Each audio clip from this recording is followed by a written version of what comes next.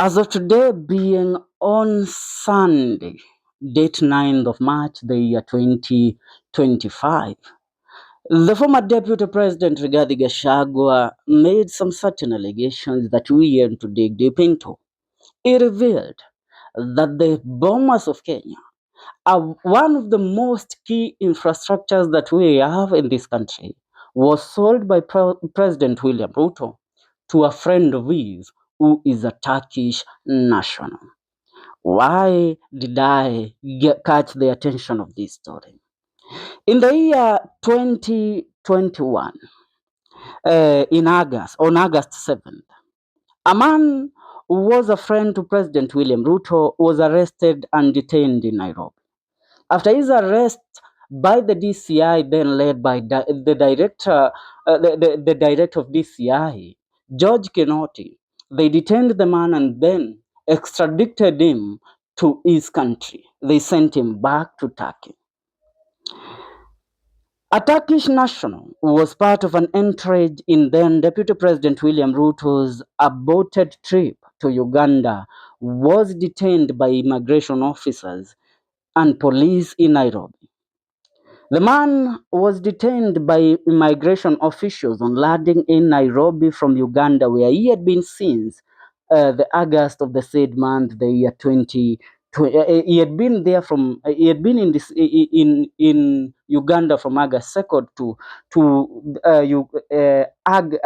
August 7th, when he was arrested in Kenya. When he came in Kenya and he was supposed to to get out of the country with the entourage of President William Ruto that was traveling to Uganda. Now, officials said they wanted to question him in regard to his immigration status, work permit, and the business he was involved in the region. Police questioned him. Officers from the anti-terror police picked him for further questioning. They said there was information they wanted to clarify from him. He was taken to the anti-terror Nairobi offices in Gong Road and later the Nairobi area police station. Now, the man runs a company known as Unit 2HA Investment Energy Africa Limited.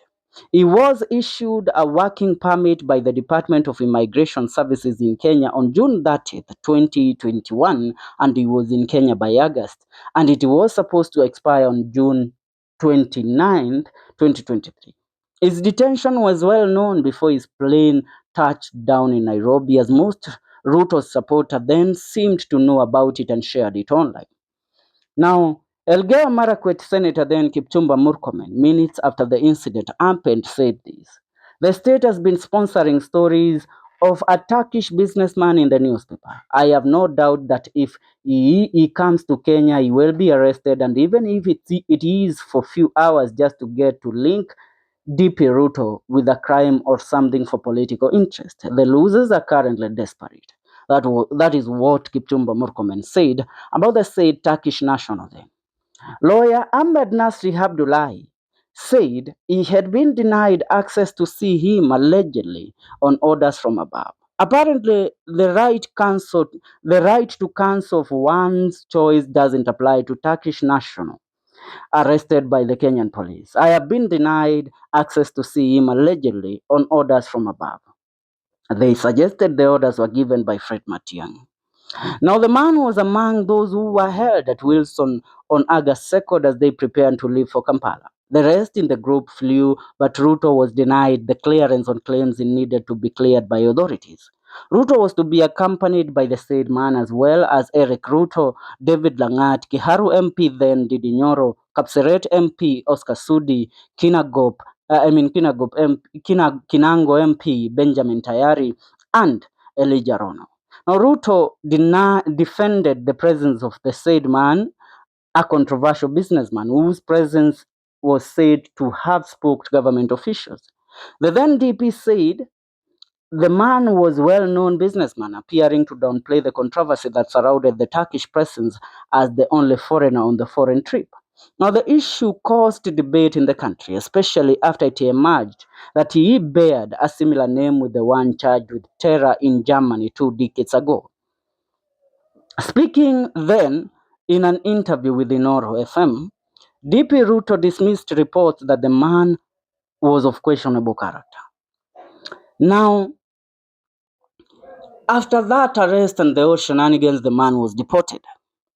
After his deportation, a few weeks ago, some news leaked into the public. A certain publication was made by the Business Daily. And the Business Daily reported that Ruto's friend linked to terror or terrorism, who had been arrested by the DCI and deported back in the year 2021, had been awarded a multi-billion tender in the housing project, affordable housing project that is run by President William Ruto. Are we together? The man, his name is Aaron Ayuden. Aaron Ayuden was linked with President William Ruto. Recently, he was claimed to have been awarded a tender by President William Ruto to run to build some certain units in the affordable housing. Now, the said man, Aaron Ayuden, if I can clearly say or look at the current report that Rigathi Gachagua today revealed, I want to play the said clip to you. I want to play the said audio to you so that you will listen before we continue to finalizing the video, so that you will understand the purpose why fingers had to be pointed at this man, and why is Ruto and this man, why have they been in business for so long? And this man, Ruto, doesn't display him so openly. You know, somebody arrested and prosecuted in Kenya and sent out of the country on the basis of terrorism, then the president should at least consider his reputation when he associates himself with such people, people of such character. Are we together? But the president has remained undermined in the said claims that have always been propelled by the opposition. Then the government was the one that was propelling the said narrative that Aaron Ayuden, who under the orders of Fred Matiang'i was arrested by the DCI and the anti-terror police unit at the DCI headquarters, was charged with terrorism and was thrown out of the country. Now listen to Rigathi Gachagua on a man that is said to have bought the Bomas of Kenya today. Now, I want you to listen and listen very carefully. Maneno ya corruption, tumwambia rais, tuliahidi watu tutawafanyia kazi, serikali imekuwa ni wizi tupu. That is Rigathi Gachagua. Bomas of Kenya imeuziwa Mturuki. Bomas of Kenya imeuziwa Mturuki. Ililetwa pale cabinet nikapinga peke yangu. Watu wengine yote hapo ni waoga. Now listen, that is Gachagua telling us that President William Ruto sold the Bomas of Kenya to a Turkish national. He fails to mention the said name because that is one of the closest associates of President William Ruto, who is also involved with the housing project, affordable housing project, because his company won the said tender. Though the cabinet secretary of housing in the country, Alice Wahome, dismissed the said claims, but the truth remains. Lisemwalo lipo na kaya lipo lijiani laja. Because this man and when President William Ruto was a deputy president, they were in business. And this man is rumored to be among those that funded the campaign of William Ruto back in the year 2021. So these allegations by Gachagua, though many of them might declare them as a madman trying to make a point, this is a man with intel. This is a man that has been in this government for the last 2 years before he was kicked out. And he is a man that even if he is out of this government, he has insiders within the government that feed him information on what is going on, even at the State House. Gachagua, before he became the MP, he was a DO. He was a paramilitary officer. So he knows how to gather intelligence. He knows how to place informants in certain organization. So I tell you, whatever this man backs, you cannot dismiss it as a mere backing of a wild dog. No, he isn't. You have to take it serious.